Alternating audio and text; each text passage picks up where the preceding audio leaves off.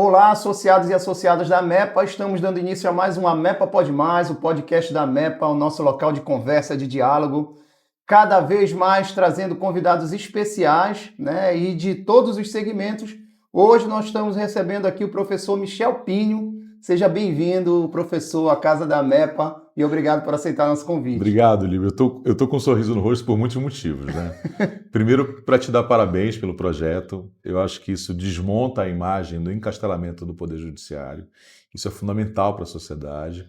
Segundo, eu estou sorrindo porque nós fizemos um projeto lindo, maravilhoso, fiquei super emocionado, na Cidade Velha, para falar pelo processo de exclusão social da população negra. Caminhada Negra. Foi a primeira vez que eu fiz aquilo, então, nossa, só de lembrar, fico muito emocionado.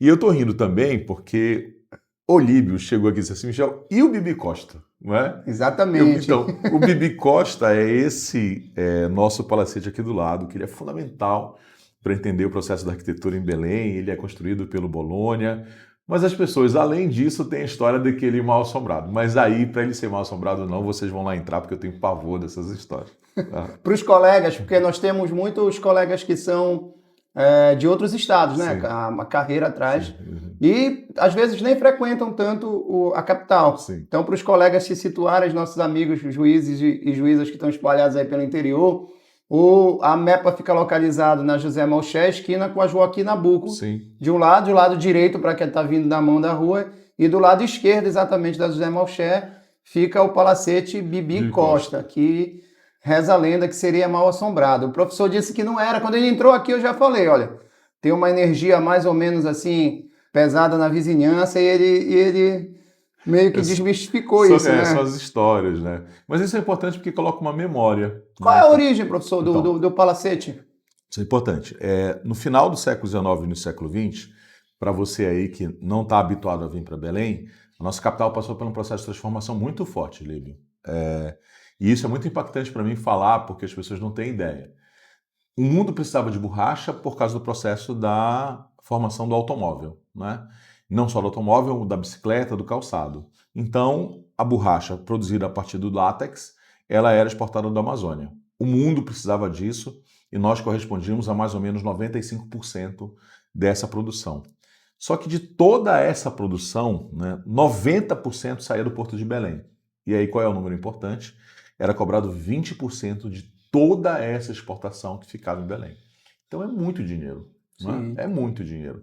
Isso o senhor está falando de 1800... 1870 até 1912. Então é muito dinheiro. Isso gerou uma elite econômica muito antenada com os valores europeus. Por exemplo, Francisco Bolonha, o senhor já deve ter ouvido falar. Para você que mora do interior, nós temos um mercado de carne chamado Francisco Bolonha e nós temos o Palacete Bolonha também. Que fica aqui também na nossa mesma rua. Quando o Bolonha constrói o palacete dele, o que acontece? O Bibi Costa disse assim, eu quero um também. E aí o Palacete Bolonha, né, o Francisco Bolonha constrói o Bibi Costa. E é muito refinado, né? Não sei se vocês conseguem entender isso, mas as janelas têm todo um delinear, né? Você tem um processo de construção da casa com características de piso, mármore, banheiro, que nenhuma casa tinha durante aquele período. E a questão de ser mal assombrado, isso foi se agregando, foi... Mas isso é comum na nossa sociedade, né? Então, como os palacetes ficaram muito tempo sem nenhum tipo de utilização, aí vem a narrativa popular, né, do assombramento, dos gritos, das correntes. Isso é muito comum na formação da história. Mas isso não é um domínio do historiador, isso é um domínio lá do pessoal do folclore, né? Não é do domínio da gente. Meu professor, nós já começamos aqui com essa brincadeira do palacete, por ser nossa vizinhança, mas assim, nosso primeiro contato nasceu nessa Caminhada Negra, né? Ano passado, o senhor foi convidado para conduzir essa ação, que é uma proposta da Associação Brasileira, da AMB, e nós começamos a dialogar constantemente. Mas eu queria saber um pouco da história do professor Michel Pinho, que é basicamente como a gente inicia aqui nosso podcast. Então tá, eu vou dividir em dois pedacinhos, tá? Eu acho que elas são bem importantes, até porque a gente estava conversando anteriormente. Eu nasci em Belém, né? Mas logo depois eu fui morar em Marituba, né? E depois fui morar em Mosqueiro e depois voltei a morar em Marituba. Então a minha vida, até os meus 22 anos de idade, era de morar fora de Belém. Então eu vinha ocasionalmente na cidade. E sempre era muito mágico para mim, não é, andar. Imagina só, Mosqueiro, Marituba, lá na década de 80, né? Então você chegava em Belém, era carro, supermercado grande, não é? As ruas João Alfredo, né? Ir para Lobras, né? Comprar brinquedo. Então era muito diferente. E eu tenho um pai que conta. Meu pai tem 90 anos, né? E meu pai conta muita história. Não é? Do tempo que ele jogava futebol na União, trabalhou na Secretaria da Fazenda, visitando o interior do estado, e minha mãe é do Marajó. E minha mãe conta essas histórias de visagem, entendeu? E meu avô, que é o seu Bira, passou a vida inteira dele colecionando jornal.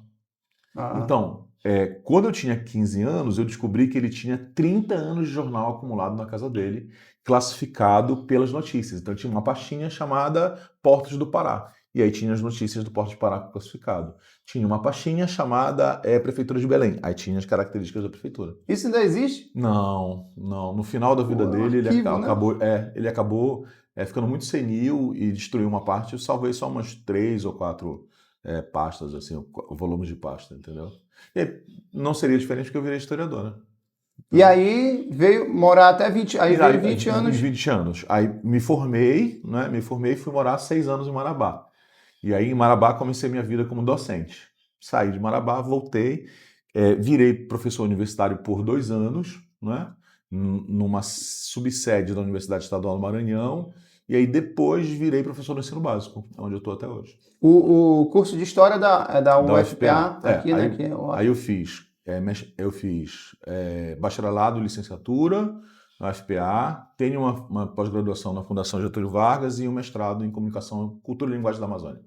E assim, o senhor coordena O hoje. senhor tá Não, é lá, verdade. A gente já tinha até o senhor combinado tá lá aqui no de não chamar Bolonha, de no Bibi senhor, de Costa, não né? ter nem de doutor nem senhor. Estava falando sobre isso, inclusive. Mas tu coordenas, Michel, eu acho que é um projeto, né? A gente pode falar assim, que virou um verdadeiro caldeirão cultural. Inclusive nós, da MEPA e a MB, fomos te procurar por conta disso, dessa aula pública, né? Dessa coisa de conduzir as pessoas na rua. Como é que nasceu isso? Como é que tá isso? Ah, isso é Que legal. é até Isso para é te muito situar, legal. nós trouxemos aqui Aham. já o Arraial do Pavulagem, que Sim, também é uma manifestação de rua sim. muito grandiosa. Aham. A tua é uma coisa, é um arrastão também, né? Um arrastão didático, um arrastão.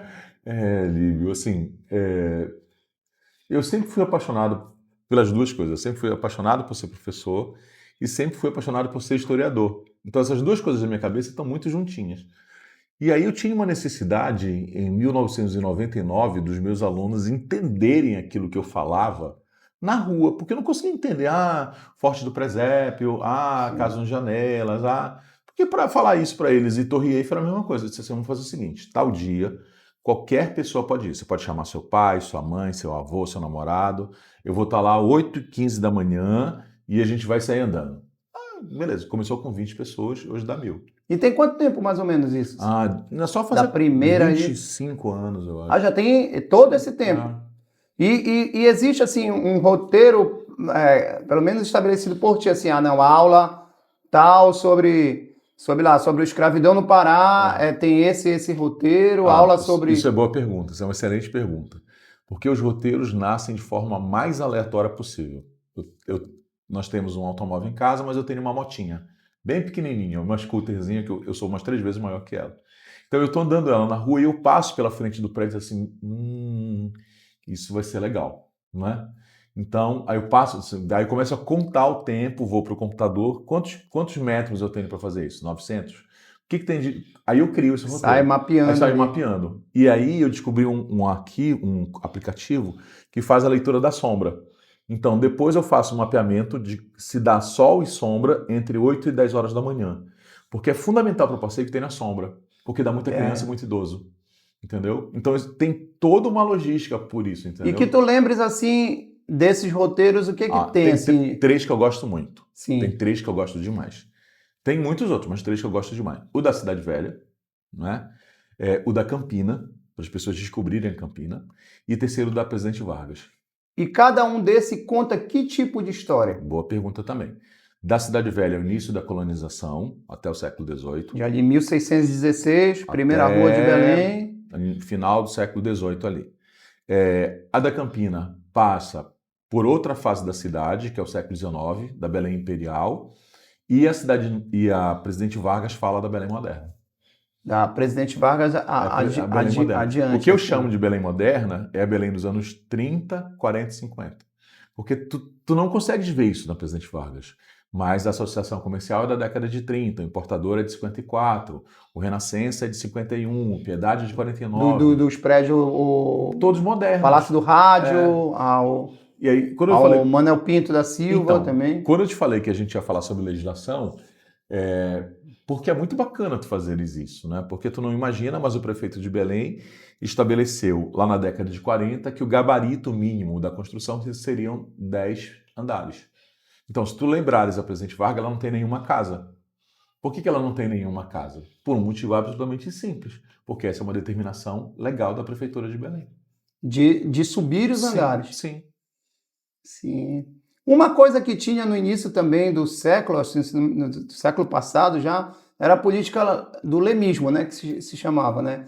A gente está aqui na beira da COP30, né, também fazendo a melhoria, né, dos espaços mais conhecidos da cidade, né? Tu vê alguma semelhança do lemismo com esse momento que a gente está vivendo agora aqui? Eu vou te provocar, tá? Nós temos uma percepção da cidade que hoje ela é mediada quase que exclusivamente para o cidadão através das redes sociais. Então, se você faz uma boa publicação nas redes sociais, mostrando a sua atividade, o seu desenvolvimento, o seu investimento, as pessoas vão dizer que ok, não é isso? Isso não é uma característica nossa. Né? Lá, no final do século XIX, o Antônio Lemos, que era intendente do prefeito, de Belém, intendente era prefeito, ele comprou um jornal chamado A Província do Pará. E aí o que ele faz com a Província do Pará? Ele enche todos os dias na Província do Pará que ele está reformando o Ver-o-Peso, que ele está criando a Praça Batista Campos, que ele está criando a Praça da República, que ele está calçando, que ele está arborizando. Então, tu lês a Província do Pará em 14 anos e diz, nossa, Belém era... Enxerga uma cidade que a população... E aí, o que é legal? Eu descobri um arquivo chamado de Palma Muniz, que são as anotações dentro da Câmara, do Senado da Câmara, da população reclamando. Então, se tu fizeres uma comparação no dia X, que ele coloca lá, estou calçando a Quintino Bocaiúva, no mesmo dia tem um cidadão que vai dizer assim, olha, isso é mentira do prefeito, não tem calçamento nenhum. Então, isso mostra o quê? Os conflitos que nós vivemos do ponto de vista da nossa sociedade. Essas anotações saíam de que forma? É manuscrito. É um livro de reclamações. Eles ficavam no poder público. No poder público, sim. Era o que hoje a gente pode chamar de comentário no Instagram.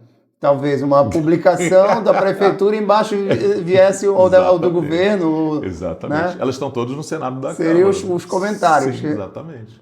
Então, por que eu estou te falando isso? Porque é muito importante tu olhares, assim, eu te falei isso também fora do ar, eu sou um leitor dos relatórios de governo. Então eu leio com uma certa regularidade. Leio os relatórios de 1846, 69, 78, e eles vão mostrando a mudança da cidade e do estado. Tudo bem? Mas se tu leres só eles, tu não consegues ver os problemas que a cidade tem. E aí aonde que está registrado os problemas? Nos jornais de oposição. Entendeu? Por isso que eles são tão importantes. Porque eles vão me dar um contraponto do que o poder público está afirmando. E para a história é fundamental, porque senão a gente vai acreditar que Belém era Paris da América. E não era. Entendeu? Só tinha loja, Paris da América. Entendeu? E aí fica assim, basicamente o processo histórico se repetindo, né? Assim, não necessariamente uma repetição, mas essa luta de classe ela está até hoje, né? Então, se você pensar, teve saneamento básico em Belém em 1878, começou o saneamento básico. Tem iluminação elétrica em Belém? Tem iluminação elétrica em Belém. Tem telefone, tinham 10 linhas de telefone em Belém no final do século XIX. Isso era muita coisa. Mas para onde isso? Qual era a região da cidade que era afetada por isso? É onde nós estamos, na parte mais alta da cidade. Então, se você pegar as fotos de Belém que circulam na internet e a gente fica apaixonado de ver, elas são todas aqui, na José Moncher, Nazaré, na Rua da Constituição, que era Gentil, nas transversais, nunca é nos Jurunas. Né? Nunca é no Guamá. O que tinha no final, na época da borracha, o que nós tínhamos de Belém constituído? Boa pergunta, excelente pergunta, excelente. Consolidado a Cidade Velha, consolidado Campina, consolidado consolidado Nazaré, consolidado Marizal, início da consolidação em relação ao bairro do Reduto e o crescimento muito forte dos Jurunas, do Guamá e da Pedreira. Esses bairros, principalmente Jurunas e Guamá, assim, eles têm uma formação muito do pessoal do interior, né? Isso, pessoal que usava os barcos e aportava. Isso é muito legal de explicar. Por quê? Porque até a década de 80 e 90 era nítido e claro que quem habitava a região dos Jurunas eram as pessoas que vinham da onde? Do Muju, do Acará e também da onde? Da região do Marajó. Só que tu for atravessares a cidade para Pedreira e Sacramento, a ocupação ela é diferente. Entendeu? Teve o Alisson, um pesquisador que hoje virou professor da UFPA, ele é mineiro e veio para cá em 2018. E ele mapeou os pontos de venda de açaí. E o que ele descobriu? Que só no Jurunas e Cremação existiam 600 pontos de venda de açaí. 600. É muita coisa. Não é muito ponto de açaí, não é? E mais ainda, esses 600 pontos de açaí esgotavam o açaí até 2 horas da tarde. Grande parte até meio-dia, até 2 horas. Então parava a venda porque tinha vendido tudo. E aí ele mapeou as vendas do açaí na direção da Gentil, Nazaré e José Malcher. Tu consegues lembrar na Gentil, José Malcher e Nazaré de algum ponto de venda de açaí? Pouquíssimo, se a gente for, né? Isso mostra o quê? Processo de ocupação diferente. E esses bairros Pedreira ali, qual é a origem mais ou menos? A Pedreira e Sacramento. Telégrafo então, também? Pedreira, Sacramento e Telégrafo tem uma ocupação que ela é interiorana, mas ela também é muito forte como Guamá em relação a nordestinos, né? Na formação dos nordestinos. Mas é diferente também, né? Porque a Pedreira tem uma ocupação derivada do marco e a ocupação em relação à beira do rio é diferente. Aonde a ligação da beira do rio é muito forte? Na Cremação, no Jurunas e Guamá. O bairro do Marco tem esse nome por conta daquele mini obelisco ali do final da bandeira, né? Lá é o Marco da Légua. Né? Ali era o fim de Belém? Chegou a ser o fim de Belém? Então, isso é de novo legislação, tá? E aí uma legislação difícil. Porque em 1627 defende-se uma légua de Belém. Passa-se uma régua, 667 metros quadrados, 6.670 metros num arco, e esse arco defende até onde Belém vai, que é Marco, Guamá, Jurunas, tá? No final do século XIX, defende-se a segunda légua. E aí vem o problema. Essa segunda légua poderia ser de Belém até Icoraci, e aí você vai ficar espantado, de Belém até Santa Isabel. Sim. Qual é o problema? Que os seus colegas do direito têm um problema enorme para regularizar a terra. Sim. Por quê? Porque as áreas estão todas sobrepostas. Então a CODEM conversa com o ITERPA e diz assim, olha, esse terreno está aqui, mas está aí. Da onde ele é? Entendeu? Sim. E isso acaba nos atingindo agora em 2025, cara. Ainda não está definido isso. Não tem definido. Entendeu? Como morador de Belém, que cresci aqui em Belém, ser única disputa mais recente do período que eu era adolescente para cá foi na definição de um shopping que nós tivemos em Ananindeua. Você lembra, né, que na rua que passava se definiu que de Belém, né, seria o shopping seria de Belém então, e o resto seria de Ananindeua. Né? Foi uma disputa histórica também. Naquele momento se definiu, né? Então acontece mais ou menos isso, né, na história do nosso município. Na ocupação, isso é muito legal, assim. As redes sociais me trouxeram muitos benefícios, assim. Me trouxeram muitos problemas e muitos benefícios também, tá? Entre os problemas das redes sociais é porque tu não podes medir aquele assunto que dura 1 minuto e meio, 1 minuto e 40, e tu não podes achar que está esgotado aquilo. Aquilo é só uma pontinha de uma pesquisa. Uma pílula, como se chama. Às vezes de uma pesquisa de mestrado, de doutorado, de um artigo, que eu fico lá semanas lendo, e aí reduz para aquele pedacinho. Isso é o lado negativo. Mas o lado positivo é que tu descobre muita gente que ama história, não é?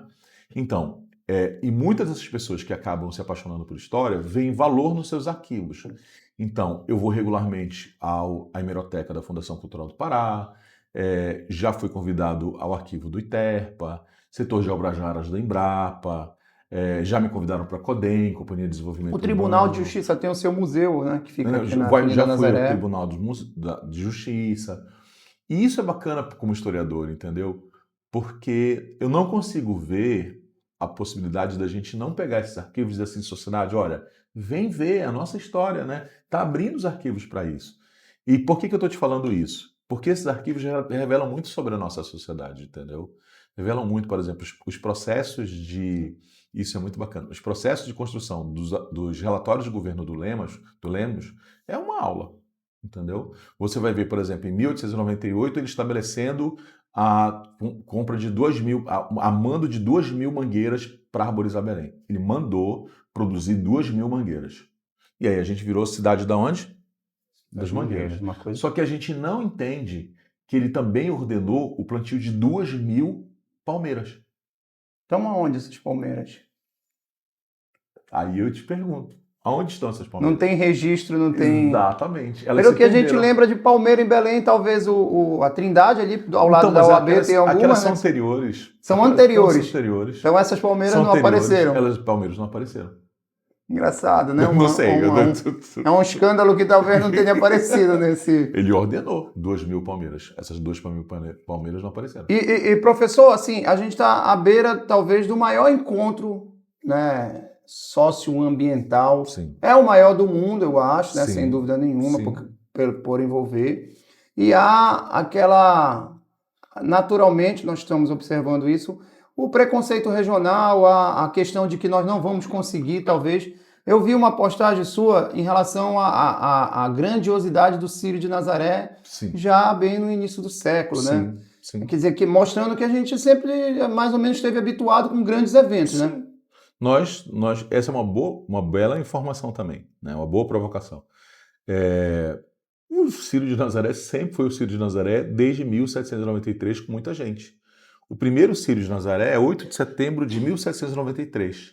E nessa data já saiu salva de canhão, toda a cavalaria, todo o ordenamento da igreja, todo o ordenamento do poder executivo, ao Senado da Câmara e além da população. Então já nasce enorme. Quando no final do século XIX ele vira maior. E ele vai aumentando de tamanho, né? E em 1947 o jornal A Província do Pará coloca uma foto e o cronista diz milhares e milhares de pessoas. Pois a COP prevê 50 mil pessoas, né? E em 1953 nós tivemos o Congresso Eucarístico de Belém. Só para te ter ideia, é tão... Em que ano, desculpa? Em 1953 nós tivemos o Congresso Eucarístico de Belém. E aí vocês vão ficar surpresos. Qual foi a decisão? Não tem leito em Belém para 50 mil pessoas. O que eles fizeram? Pegaram os barcos saindo de Recife, Natal, São Luís, Rio de Janeiro e vinham coletando pessoas e os barcos ficaram na frente e as pessoas ficaram hospedadas nos barcos. Quer dizer que a seu tempo, ali, nós já tivemos um encontro tão grandioso quanto proporcionalmente falando. Compraram 700 alto-falantes para a praça, onde era a Praça Valdemar Henrique, era a Praça Kennedy, né? 700 alto-falantes para lá. Né? Fizeram uma praça inteira para o Congresso Eucarístico. Né? Nós tivemos voos, posso depois mostrar isso. Nós tivemos voos e voos e voos extras para Belém do Pará para o Congresso Eucarístico. Mas quero dizer, para mim, que a cidade de Belém não... não, gente, pelo amor de Deus. Só deriva realmente de um preconceito. Agora, como professor, o senhor está enxergando assim, um momento histórico nisso? Um marco? Eu vou te dar uma relação como cidadão. Né? Eu não vou arredar o pé de Belém. Começou a COP, eu vou pegar minha motinha e vou andar pela cidade inteira. E vou documentar toda, porque daqui a 20, 30 anos, quando eu estiver bem velhinho, eu vou dizer assim, olha, eu vi isso.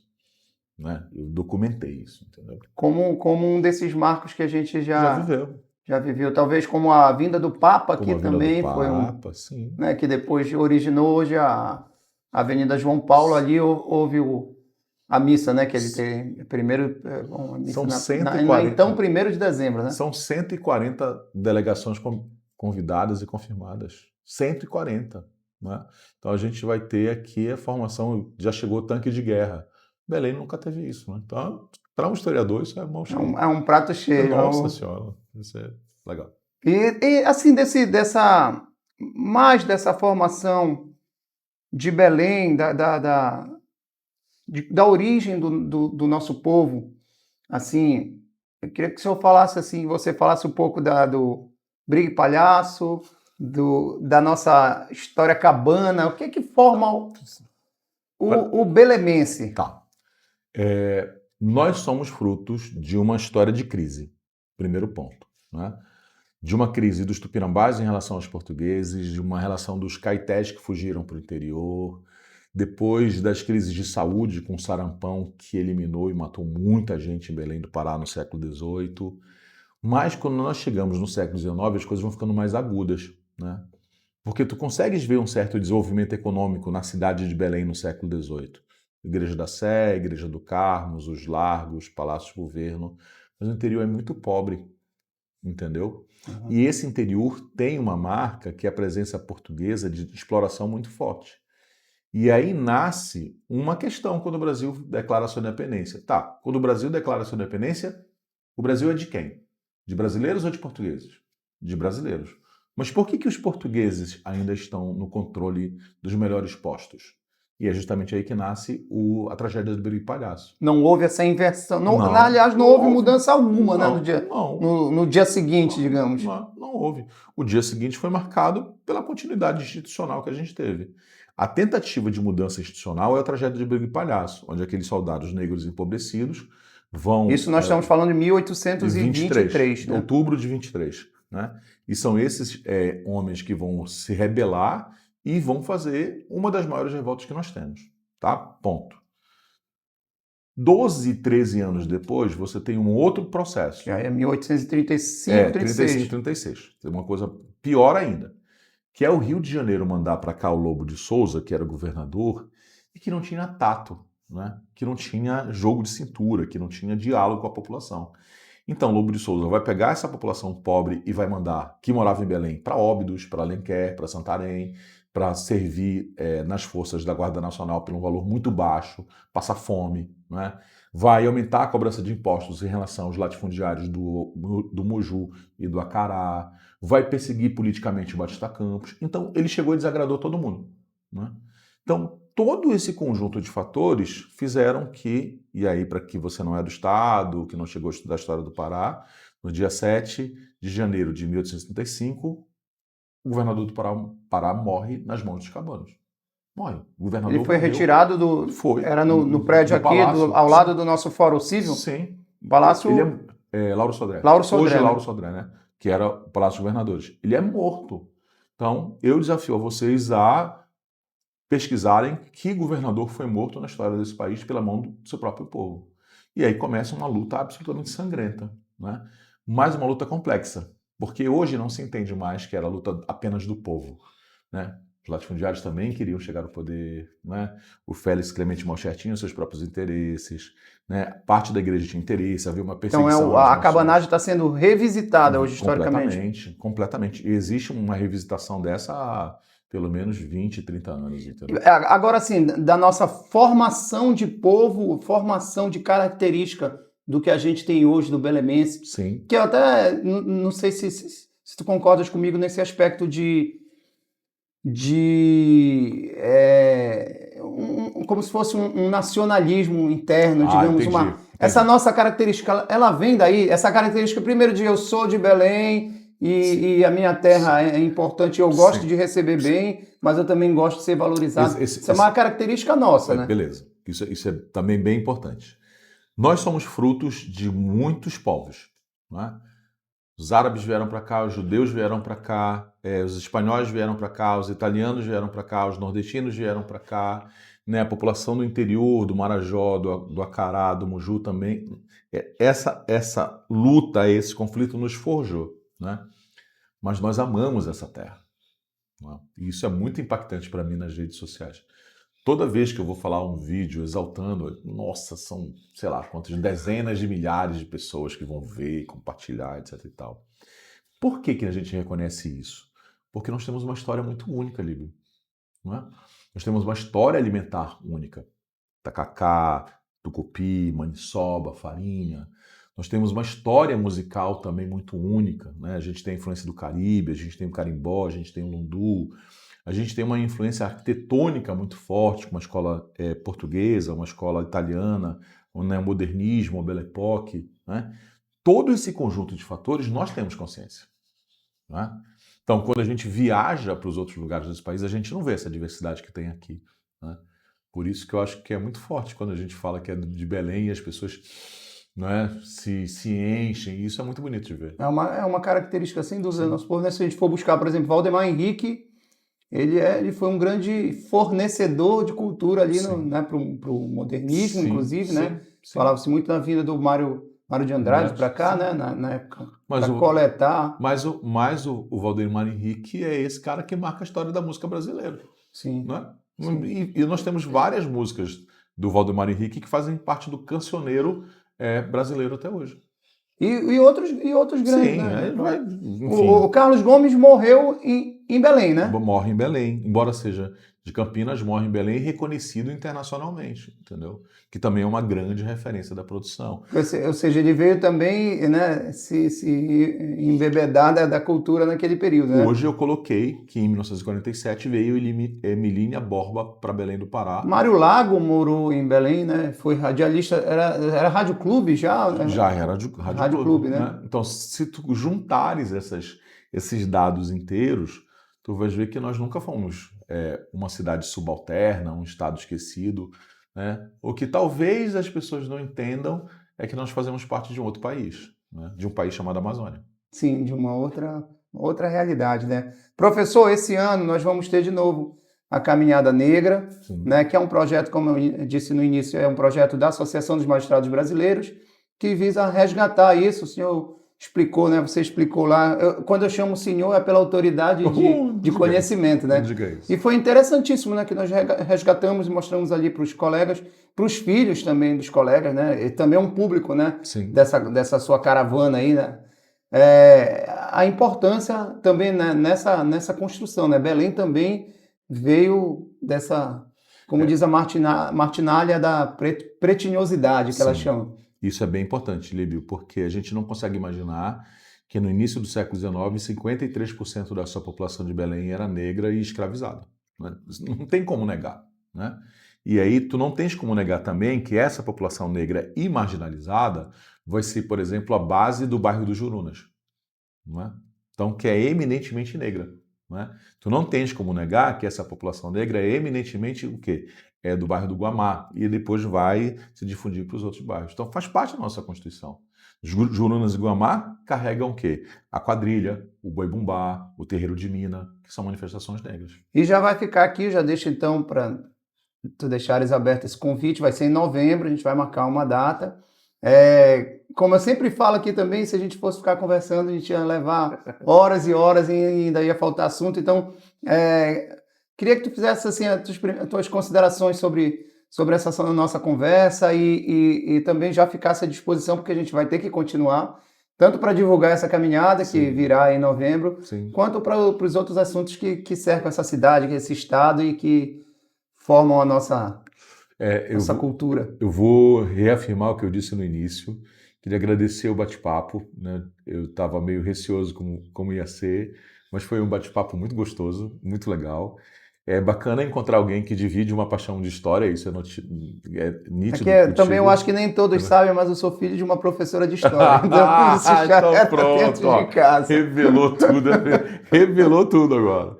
Alguém que tem essa paixão pela história, que tem esse respeito pela história, né, vindo da tua posição profissional, de ser um magistrado, isso assim, me envaidece demais. E também queria deixar esse convite para vocês, porque do ano passado foi muito bacana. Foi muito legal. Mas também, até abrindo um parêntese aqui antes da gente também encerrar, uma das funções da AMEPA é aproximar a magistratura, que com certeza o professor sabe muito mais disso. A magistratura tem um afastamento até de elite da população, é parte da elite da população. E o nosso papel é justamente desmistificar isso. Então, um professor vai com certeza servir como alguém que replica essa informação, até para desmistificar, para tirar essa visão de que nós estamos talvez tão afastados da população. Isso nos preocupa. E uma das razões desse podcast é justamente isso, uma das razões de convidar aqui também para falar com a gente e ao mesmo tempo levar a nossa mensagem. Então eu queria agradecer muito isso. E eu vou fazer um corte agora, tá, meninos? Tá? Então eu queria agradecer a oportunidade de que a AMEPA faz com que a gente encontre a nossa história de uma forma tão democrática como vocês fazem, né? Então, trazer um historiador e trazer um professor para uma associação de magistrado é a garantia de um elemento fundamental, que é a cidadania. Muito obrigado, professor. Até a próxima que o senhor vai vir, você vai vir, o senhor como autoridade, você como professor vai vir aqui. Aos nossos associados, continuem acompanhando os nossos programas. Cada programa é um desafio para mim. Eu trouxe aqui já jornalista, eu trouxe um professor e é realmente um desafio, mas eu confio na nossa classe que continue nos acompanhando para a gente aprender cada vez mais e dialogar cada vez mais. Até um próximo programa.